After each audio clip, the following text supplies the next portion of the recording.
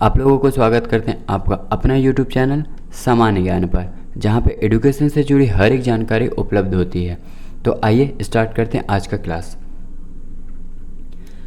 तो हम लोगों ने चैप्टर 1 लाइफ साइंस का चैप्टर 1 4 वीडियो अभी तक देख चुके हैं, जिसमें से क्या था, सजीवों में नियंत्रण और सामंजस्य क्या है, सजीवों में नियंत्रण और सामंजस्य क्या है, और गति क्या है, गति में कितने प्रकार होते हैं, गति कार्य क्या क्या करते हैं। इस प्रकार के हम लोगों ने 1.A में ये सब सारा कुछ देख चुके हैं। जिन लोगों ने अभी तक 1.A अभी तक नहीं देखे, वो जाके 1 से लेके 4 वीडियो पूरा देख लें, ताकि वो पूरा आप लोगों को अच्छे से समझ में आ जाए।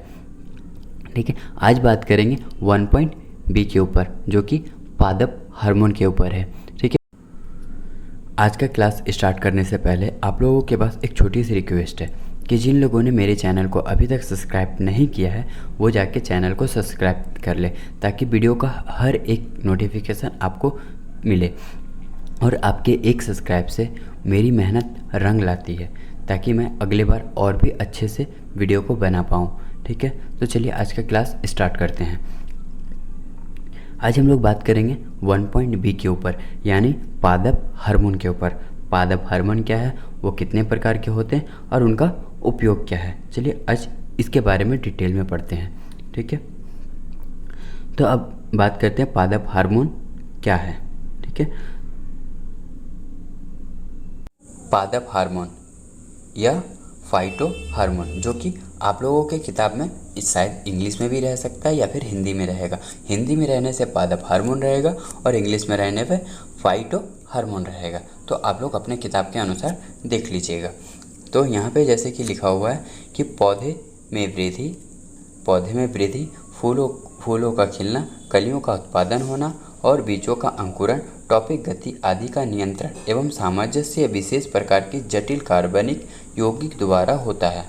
ठीक है, होती है, जिसे हार्मोन कहते हैं। कहने का मतलब यहाँ पे ये है कि जो पौधों का खिलना, ठीक है, यानी पौधे में वृद्धि होना और फूलों का खिलना और कलियों की उत्पत्ति और बीजों में अंकुरण। जैसे कि हम लोग सुबह अगर रात को अगर पानी में भिगोकर चने को रखते हैं, तो सुबह उसे पानी से निकाल देने के बाद वो अगले दिन क्या हो जाएगा, उसमें अंकुरण आ जाएगा। ये भी क्या होता है, हार्मोन के कारण हो रहा है। ठीक है, यहाँ पे क्या बोला, गतियों की गति, टॉपिक गति आदि का नियंत्रण एवं सामंजस्य विशेष प्रकार के जटिल कार्बनिक यौगिक द्वारा होता है। यानी जिस प्रकार जहाँ कहीं भी अगर रासायनिक चीज़ यानी कार्बन से मिला हुआ होगा, कार्बन से बनता हुआ होगा, जिससे संयोजित यौगिक होता होगा, वो कार्बनिक कहलाएगा। जैसे कि आप यहाँ पे अगर जिन लोगों ने अभी तक टॉपिक गति नहीं पढ़ा, वो जाके हमारे 4-3 वीडियो देख लें, उसमें आप लोगों को समझ में आ जाएगा कि टॉपिक गति क्या है। ठीक है, तो इसे हम लोग क्या कहते हैं, हार्मोन कहते हैं। ठीक है, अगर हार्मोन की उत्पत्ति की बात करें कि हार्मोन शब्द की उत्पत्ति कहाँ से हुआ, तो हार्मोन शब्द की उत्पत्ति ग्रीक के होर्मो से हुई है, जिसका अर्थ है उत्तेजित करना या फिर जागृत करना। ठीक है, क्या बोले, जागृत करना या फिर उत्तेजित करना, यानी कोई चीज़ नई चीज़ों को उत्तेजित करना। सर्वप्रथम बेलिस एवं साइटरलिंग ने सन 1904 ईस्वी में सजीवों के शरीर में एंजाइम की तरह जैव रासायनिक क्रियाओं को उत्तेजित करने वाले प्रोटीन जाति पदार्थ का पता लगाया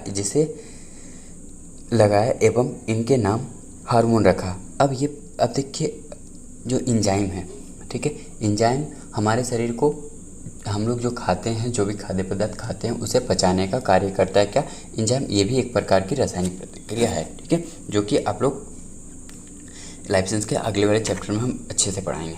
ठीक है, यहाँ पे क्या बोला है कि जो चीज़ उत्तेजित करते हैं, यहाँ पे उत्तेजित करने वाले प्रोटीन जाति पदार्थ का पता लगाया, जिसका नाम उन्होंने क्या रखा, हार्मोन रखा। ठीक है, आशा करते हैं कि आप लोगों को ये चीज़ समझ में आ गया होगा। ठीक है, अब आगे बात करते हैं कि पादप हार्मोन की उत्पत्ति स्थल। ठीक है, उत्पत्ति का स्थल कहाँ है। ठीक है, तो यहाँ क्या है, हार्मोन में पौधे में हार्मोन की उत्पत्ति विशेष रूप से तने एवं जड़ के ग्रह भाग की कोशिकाओं में होता है। ठीक है, यहाँ पे क्या बोला गया कि पौधे में हार्मोन की उत्पत्ति या फिर उसके तने में होगा या फिर उसके जड़ के अग्रभाग में। यानी ये अगर इसका अग्रभाग है, ये तने का अग्रभाग में, यानी इस जगह हार्मोन की वृद्धि का अगर इस जगह है तो यहाँ से यहाँ तक ले जाने के लिए वो सोर्स होता है जिसके द्वारा से ये पूरे शरीर में हार्मोन को फैलाता है। ठीक है,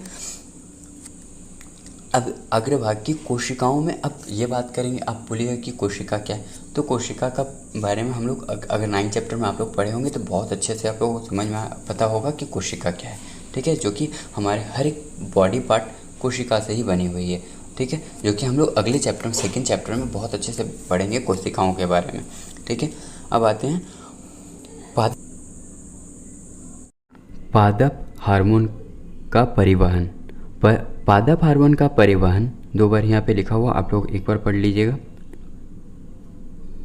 फ्लोएम उत्तक द्वारा होता है। यहाँ पे देखिए कहने का मतलब है कि पादप हार्मोन का जो परिवहन है वो फ्लोएम उत्तक के द्वारा होता है। ठीक है, अब आते हैं नीचे किसका कार्य क्या है। ठीक है, पादप हार्मोन का कार्य पौधे की वृद्धि, जो हम लोगों ने अभी थोड़ा देर पहले परिभाषा में पढ़ के आए थे।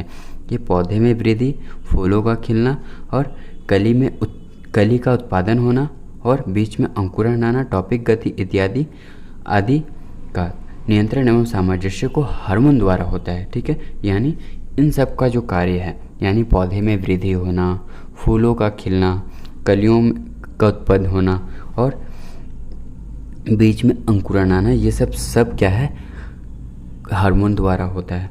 ठीक है, हार्मोन अपने अनुसार उस चीज़ को एक जगह से दूसरे जगह तक माने कार्य करता है। ठीक है, अब आते हैं पादप हार्मोन की अंतिम दशा। ठीक है, यानी देखिए जो जन्म लेता है वो एक दिन न एक दिन ख़त्म होता है, उसी प्रकार हार्मोन भी है।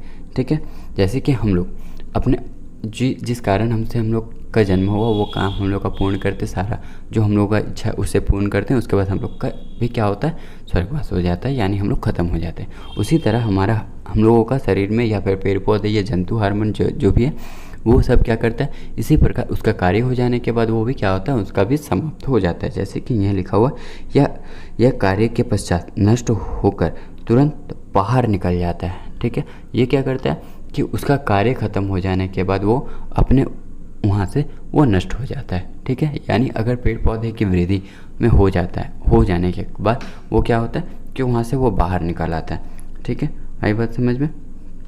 अब इसके आते हैं हार्मोन की विशेषताएं। विशेषताएं क्या है यहाँ पे, यह कम अनुभार वाले जटिल कार्बनिक रासायनिक पदार्थ है। ठीक है, क्या बोला गया, यह कम अनुभार वाले जटिल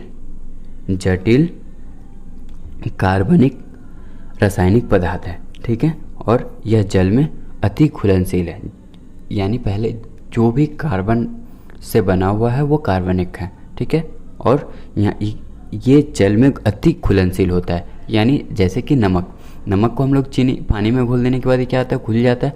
उसी प्रकार यहाँ पे जल में घुलनशील होता है। ये विशिष्ट कोशों, उत्तक या ग्रंथियों में स्वर्तित होता है। ठीक है, यह जहाँ स्वर्तित होता है वहाँ से दूर जाकर कार्य करता है। यानी ये देखिए, अगर ये पौधे में इस जगह अगर वो उत्पन्न हो रहा है तो ये कार्य तने में भी कर सकता है और पत्तियों में भी कर सकता है, फूलों में भी कर सकता है। यानी ये जहाँ पे उत्पन्न होता है वहाँ पे वो कार्य नहीं करता है। ठीक है, क्या बोले हम समझ में आए, जहाँ पे वो कार्य करता है, जहाँ पे वो उत्पन्न होता है वहाँ पे वो कार्य नहीं करता है। ठीक है, वो कार्य कहीं दूर जाके करता है। ठीक है, कार्य की समाप्ति के बाद यह नष्ट या उत्तेजित हो जाता है। ठीक है, अभी जैसे कि हम लोग पहले भी बोले कि ये जो हार्मोन का कार्य है वो कार्य को कंप्लीट करने के बाद वो क्या होता है, पूरी तरह से वो नष्ट हो जाता है या फिर उत्तेजित हो जाता है। ठीक है, इनको अधिक समय तक संचित नहीं रखा जा सकता है। यानी देखिए, इसे क्या बोला गया कि इसे अधिक देरी तक अधिक समय तक उसे संचित नहीं कर सकते। यानी हम लोग अब चाहें कि अगर यहाँ पे अधिक हो गया, इसे जमा करके रखें, ठीक है, इसे बढ़ा करके रखें, इसको बाद में काम लगाएंगे, तो ऐसा हम लोग अधिक टाइम तक नहीं कर सकते हैं। ठीक है, अब यहाँ पे क्या, इनकी कमी या अधिक से जीवों को हानि भी हो सकता है। ठीक है, अब यहाँ पे देखिए, अगर इसकी कमी है भी है तो भी हानि हो सकता है, या फिर इसका अगर बढ़ा के भी रखते हैं तो भी जीवों को हानि पहुँचता है, जिसके बारे में हम लोग अच्छे से अगले वाले चैप्टर में जब जंतु हार्मोन पढ़ेंगे तो बहुत अच्छे से समझेंगे कि ये क्यों ऐसा होता है। ठीक है, अब बढ़ते हैं आगे। ये क्वेश्चन कभी कभार पूछ लेता है और ये क्वेश्चन आता भी है। ठीक है, तो आप लोग थोड़ा सा इस पर नोट्स बनाकर रख लीजिएगा। हार्मोन को द्वि नियंत्रण क्यों कहा जाता है, ये आप लोगों को 2 नंबर का क्वेश्चन में पूछता है कभी कभार। ठीक है, तो आप लोग इसका आंसर ऐसे दीजिएगा कि कोई हार्मोन किसी क्रिया को संचालित करने में सहायता करता है। ठीक है, तो कोई दूसरा हार्मोन उस क्रिया में बाधा उत्पन्न करता है, इसे हम इसीलिए हार्मोन को द्वि नियंत्रण हार्मोन भी कहते हैं। कहने का मतलब यहाँ पे है, देखिए कि अगर मान लीजिए ये एक फूल है, ठीक है, एक हार्मोन ये सूर्य की तरफ, एक हार्मोन इधर कह रहा है कि आप ये जाके सूर्य की तरफ वृद्धि करें, यानी सूर्य की तरफ गति करें। ठीक है, तो आप अगर यहाँ पे दूसरा हार्मोन जाके छींट दीजिएगा तो ये क्या करेगा कि ये बोलेगा कि ये सूर्य की तरफ नहीं, इधर गति करे। ठीक है, यानी ये हार्मोन एक तरफ बाधा भी दे सकता है और एक तरफ दूसरे को संचालित भी करता है, यानी कार्य करने में सहायता भी करता है। ठीक है, आई बात समझ में?